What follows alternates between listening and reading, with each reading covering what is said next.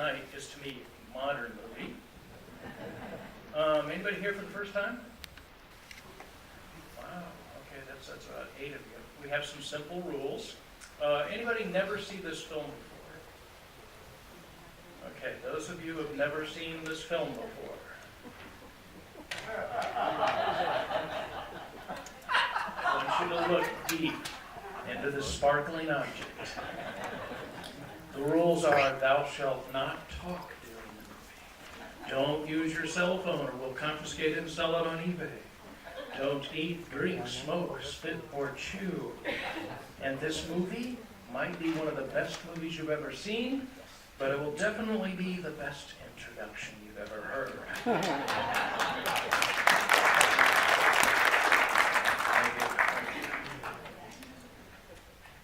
Before I get started, I just have to say, a lot of people have asked about the slideshows. Yes, I love the slideshows too. I wish they were playing.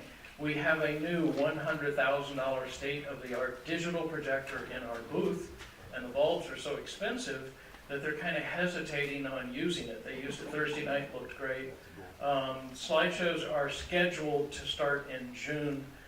Greg Lukow, the chief of the entire building, has said, let's get them started as soon as we can. Robert Stone, who is our curator, said we need to save the bulb. It costs like $2,400 for a light bulb. It only lasts 600 hours. I did some computation. That's still a heck of a lot of slideshows as well as movies, so hopefully more people will write letters, protest outside with signs, maybe we can burn an effigy or something. We'll start playing slideshows soon because my wife Jenny's been doing slideshows for, 7 years now? And she's pretty good at it. So hopefully we'll get her back. These older movies, can they be relevant today? Let's take Manchurian Candidate, a made-up story about North Korea not getting along with the United States, and Russia trying to secretly influence American politics? This could never happen, right? Or could it? The director, John Frankenheimer, grew up loving movies, especially those starring Robert Mitchum, and he too wanted to be an actor. But when Frankenheimer joined the Air Force, they handed him a movie camera, and he found his calling behind the lens. Out of the service in the early 1950s, he went into writing and directing live television, and quickly developed a style of social realism that made his stories stand out. His best-known films include The Train, 7 Days in May, Birdman of Alcatraz, and tonight's film, which many say is his masterpiece. But how did he discover this story? The book had been out for 3 years, but no studio thought it was filmable. With its controversial view of McCarthyism, and how do you film dreams of brainwashing? So one day, a writer friend of his, George Axelrod, said to meet him at a local bookstore, where they both bought copies of the book, The Manchurian Candidate, by Richard Condon. They both read it that day. They both called their agent, Swifty Lazar, who called them back 3 hours later to tell them they owned it. Frankenheimer later said he could not put the book down and was drawn to the story because it had great social and political significance for me at the time. He wanted to do a film that showed how ludicrous the whole McCarthy far-right syndrome was and how dangerous the far-left syndrome is. It really dealt with the whole idea of fanaticism, the far-right and the far-left really being exactly the same thing, and the idiocy of their fighting. Axelrod, who was known for screenwriting romantic comedies, he wrote the screenplay for Breakfast at Tiffany's, The 7-Year Itch, and Will Success Spoil Rock Hunter. He said he knew Frank Sinatra was a fan of the book, and they should try to get him to be in the film. But Sinatra, for those of you who don't know, was a world-class singer. He was also an Academy Award winner, but what he really wanted was to be taken more seriously as an actor. But he could be tough to deal with. And they really needed to get him in the movie. So they would nervously knock on his door.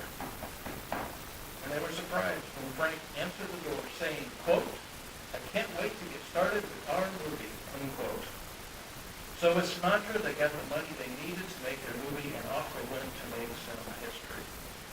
Axelrod found the brilliant and wildly chaotic novel a challenge, which he met by writing in dream sequences, flashbacks, and narration. Everything in the world you're told not to do, he said. Axelrod made a few changes in adapting the story. He gave credit to director Billy Wilder for giving him the courage to do some nutty stuff. For Wilder, he said, the cardinal rule is thou shalt not bore your audience.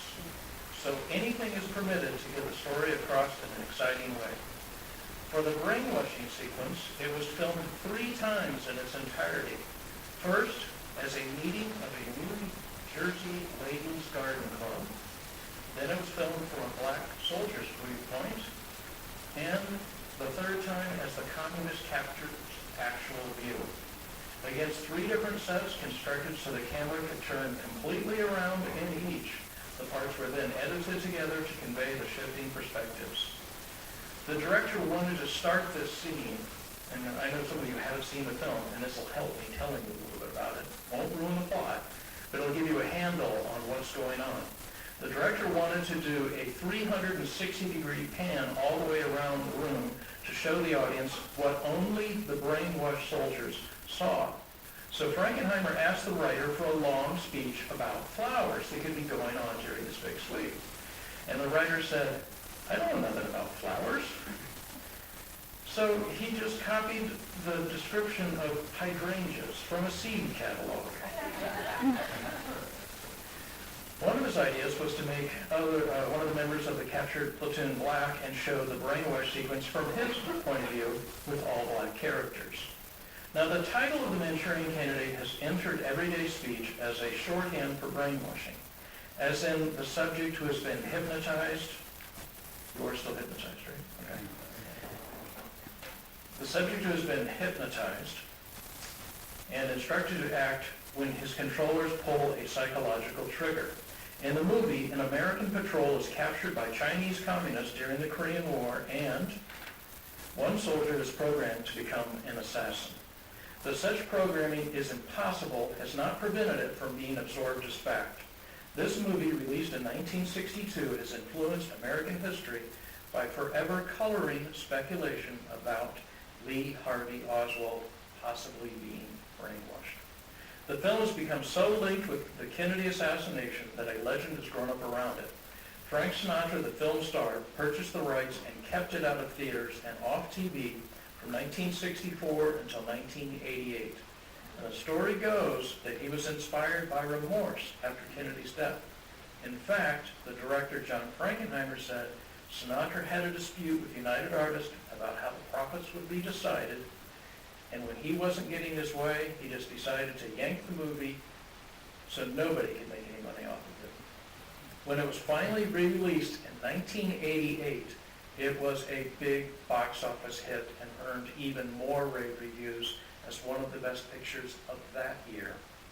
Sinatra said, and critics agree, it was the high point of his acting career.